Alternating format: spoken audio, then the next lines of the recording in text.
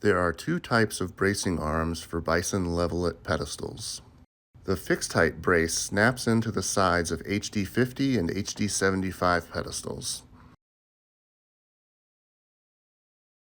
The adjustable brace snaps over pegs installed in the base of adjustable pedestals. Attachments are available for connecting fixed height braces from a fixed height pedestal to an adjustable pedestal. Insert a peg into each of the 8 holes in the bottom of each adjustable pedestal to receive bracing and click them into place. Determine how long the braces should be based on the sizing of the pavers. Braces may need to be cut down for shorter distances. Snap an adjustable brace onto the pegs in each pedestal. For fixed height pedestals, snap the fixed height brace into the side of an HD50 or HD75.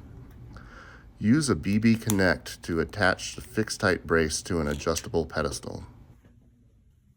Lock the bracing arms together by inserting BB latches into the side of each adjustable brace, or BB screws into the top of each fixed height brace and twist 90 degrees.